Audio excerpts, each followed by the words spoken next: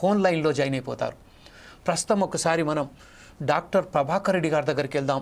ప్రభాకర్ రెడ్డి గారు ప్రస్తుతం ఇంతకు ముందు మనం గతంలో చూసినట్టయితే ఒక విద్యా సంస్థలలో విద్యా అధ్యాపకులుగా ఎప్పుడైతే మీ వద్ద విద్యను అభ్యసించిన ప్రతి ఒక్క విద్యార్థి ఈరోజు పెద్ద పెద్ద స్థాయిలలో వాళ్ళు ఉద్యోగాలలో స్థిరపై ఉన్నారు.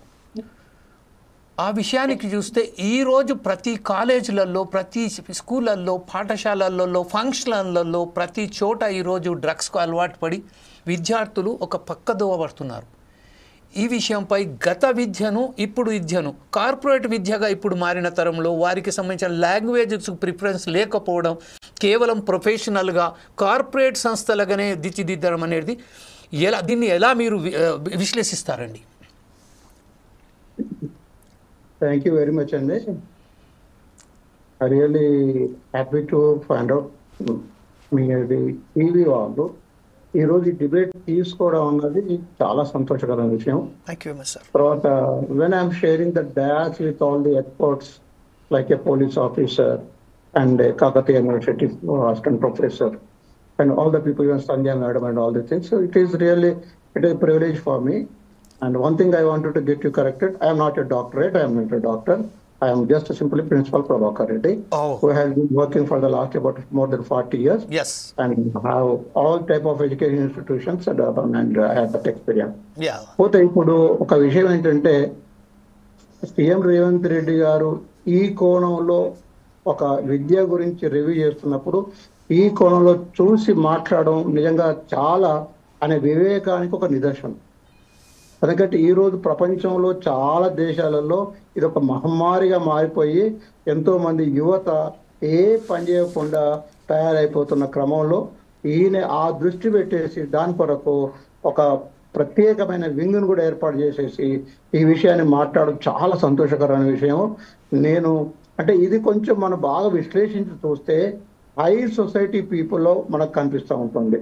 అట్లాగే కొంచెం లో ఎడ్యుకేటెడ్, అవగాహన లేకుండా హెల్త్ గురించి దాని గురించి కనీస అవగాహన లేకుండా ఉండే వాళ్ళు కూడా ఈ డ్రగ్స్ ఏ విధంగా వాడుతున్నట్టుగా మనకు అక్కడక్కడ కనిపిస్తూ ఉంటుంది. వాళ్ళని కూడా కంట్రోల్ చేయడము అంటే వాళ్ళకి అందకుండా చేయడం కావాలి, కానీ అది కొంచెం ఇబ్బందిగా ఉంటుంది. కారణం ఏంటంటే రకరకాల రూపాలలో ఈ బిజినెస్ చేసే వాళ్ళు ఈజీ మనీ కాబట్టి easy money just carrying little amount of the drug in different shape and they are able to earn lakhs of money.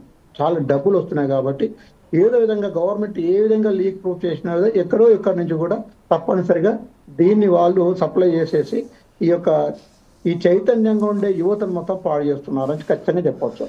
తర్వాత రెండోది విద్యార్థులలో చూస్తే విద్యార్థులు కూడా ఎక్కడైతే డిస్ట్రిక్ట్ హెడ్ క్వార్టర్లో అక్కడెక్కడ చదివే పిల్లలలో ఇది చాలా తక్కువ కనిపిస్తుంది. ఎక్కడైతే స్టేట్ హెడ్ క్వార్టర్స్లలో పెద్ద పెద్ద సిటీలలో చదివే పిల్లల్లో కొంచెం ఇది కనిపిస్తూ ఉంటుంది. కాబట్టి మనం దాని గురించి కొంచెం అలర్ట్గా ఉండవలసిన అవసరం ఉంది. రెండోది ఏంటంటే ఈ డ్రగ్ గురించి నిన్న సీఎం గారు చక్కటి వివరణ ఇచ్చారు. ఏమిచ్చారంటే ఒకప్పుడు సైన్యము అంటే పంజాబ్ అంటే సైన్యం, దేశాన్ని రక్షణ చేస్తుందంటే ఒక తలపాగు చుట్టుకొని వీరునిగా ఉండే ఒక మహా గొప్ప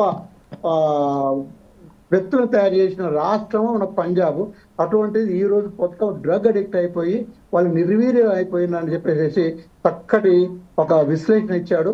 అది మనం ఖచ్చితంగా ఎగ్జాంపుల్గా తీసుకోవాల్సిన అవసరం ఉంది. ఇప్పుడు ఇకపోతే స్కూల్స్, కాలేజీలు తప్పనిసరిగా ఎక్కడైతే డ్రగ్స్ అవుతున్నదో దాన్ని సూపర్వైజ్ చేసేసి దాన్ని చాలా కేర్ఫుల్గా ఉండి అక్కడ ఏమైనా జరిగితే మాత్రం మీ యొక్క పాఠశాల యాజమాన్యం బాధ్యత వహించవలసి వస్తుంది. కాబట్టి మీరు ఒక అధికారిని నియమించేసేసి ఒక సూపర్వైజర్ నియమించేసి అటువంటి కాకుండా చూడవలసిన బాధ్యత మీ మీద ఉంది అని చెప్పేసి సరే వారి యొక్క ఆలోచన అందరికి షేర్ చేశారు. కానీ ఇక్కడ నేను చెప్పేది అంటే ఇది నేను అది విభేదించడం లేదు, కానీ కొన్ని ప్రాక్టికల్ గా జరిగే సమస్యలు నేను చెప్తున్నాను. ఇప్పుడు సపోజ్ ఫర్ ఎగ్జాంపుల్ హైదరాబాద్ లో మన జాన్సన్ గ్రామర్ స్కూల్ అదో ఏదో హ్యాబిట్ సెంటర్ లో ఉంది. అక్కడ ఒక పక్క పండి డబ్బా దుకాణమో లేకపోతే ఇంకోటి పెట్టేసేసి ఒక వ్యక్తి సాటుగా డ్రగ్స్ అమ్ముతున్నప్పుడు ఇన్ కేస్ ప్రిన్సిపాల్ తెలిసింది వెళ్ళి అతను తీసివేయించగలుగుతాడా? ఇక్కడ ఏమవుతుంది, ఖచ్చితంగా ఇది డ్రగ్స్ సప్లై చేసేవాళ్ళు కానీ డ్రగ్స్ అమ్మేవాళ్ళు పెండ్లర్ కానీ ఎవరు కానీ వీళ్ళకి ఒక బ్యాక్గ్రౌండ్ ఉంటుంది, రౌడీజం బ్యాక్గ్రౌండ్ ఉంటుంది, డబ్బులు ఖర్చు పెట్టే బ్యాక్గ్రౌండ్ ఉంటుంది. తర్వాత యజమాన్యం వెళ్ళి అతన్ని కంట్రోల్ చేయడము లేకపోతే పోలీస్ రిపోర్ట్ చేయడం వల్ల ఇతని లైఫ్ రిస్క్ అనే సమస్య కూడా ఉంటుంది. కాబట్టి ఇప్పుడు మామూలు ఇదేగా డ్రగే కాదు, మేము చూస్తూ ఉంటాం స్కూల్స్ పక్క పంటి చిన్న చిన్న పెట్రీ షాప్స్, అవి ఒక హైజీనిక్ ఉండవు పాడుండవు, వాటిని పెట్టేసి నడిపిస్తూ ఉంటారు. ప్రిన్సిపాల్స్ కానీ యాజమాన్యం కానీ ఇక్కడ నడపొద్దండి అంటే ఇది రోడ్డు, నీ అయ్యసొమ్మ నీ అబ్బసొమ్మ అని రఫ్గా మాట్లాడి వాళ్ళ మాట వినకుండా ఆ పిల్లల ఆరోగ్యానికి పాడు చేయడానికి కారకులు అవుతున్నారు. ఇక అదే విధంగా ఈ రోజు డ్రగ్స్ కూడా చాక్లెట్ రూపకంగా, ద్రవ రూపకంగా, ఇంకో రూపకంగా చాలా వచ్చాయి. ఆ షాపులలో అమ్ముతా ఉంటే యజమాన్యం వెళ్ళి షాపును బంద్ చేయించే శక్తి ఉందా అంటుండొచ్చు. ఏది చట్టం వాళ్ళు ఉన్నారు కాబట్టి మీరు రిపోర్ట్ చేయొచ్చు అనొచ్చు.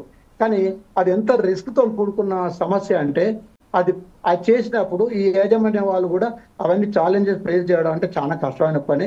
దానికంటే ఏంటంటే ఇది ఎక్కడి నుంచి రావాలి చైతన్యం అంటే పేరెంట్స్ నుంచి కూడా చైతన్యం రావాలి, పిల్లలు పెంచే విధానం చైతన్యం రావాలి.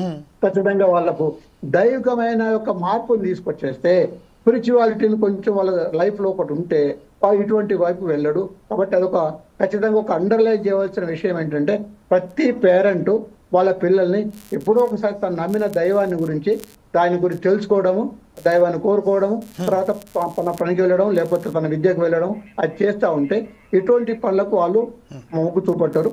అలాగే ఏమవుతుందంటే ఈ యొక్క విద్యా వ్యవస్థలో కూడా కొంచెం సూపర్విజన్ అవసరం, కానీ దాన్ని కంట్రోల్ చేసేసి ఖచ్చితంగా స్టాప్ చేయడం అంటే ఇన్స్టిట్యూషన్ లోపలికి ఏం తీసుకురారు, ఇది బయట జరుగుతున్న పని కాబట్టి అది చాలా డిఫికల్ట్ అనే విషయం, యాజమాన్యానికి ఛాలెంజ్, లైఫ్ రిస్క్ కూడా. బట్ ఇది కొంచెం ఆలోచించవలసిన విషయము. దీనికి ఎప్పుడైతే ఇప్పుడు ఒక కమిటీ ఏర్పాటు చేసిందో, పోలీస్ కమిటీ అయితే ఏర్పాటు చేసిందో అది కమిటీ కొంచెం ఇన్స్టిట్యూషన్స్ మీద ఒక మఫ్టీలో వచ్చేసి సూపర్వైజ్ చేసేసి వాళ్ళు కంట్రోల్ చేయడంలో పాసిబుల్ అవుతుంది. కాలేజీల ముందు కానీ స్కూల్స్ ముందు కానీ మరీ పర్టికులర్గా ఇంటర్నేషనల్ కార్పొరేట్ స్కూల్స్ అవుతున్నాయో అవి, తర్వాత డిస్ట్రిక్ట్ హెడ్ క్వార్టర్ మెయిన్ సెంటర్లలో, తర్వాత మేజర్గా ఏంటంటే స్టేట్ క్యాపిటల్లో ఖచ్చితంగా ఇటువంటి జరుగుతూ ఉంటాయి. కాబట్టి ఇది అందరి యొక్క సమిష్టి బాధ్యత కాదనను, కానీ స్కూల్స్ వాళ్ళు బాధ్యత చేసేసి వాళ్ళ బాధ్యత మాత్రం నేను ఆశించలేకపోతున్నాను. రైట్ సార్, లేదు సార్, మీరు మరొకసారి మీ వద్దకు వస్తాను.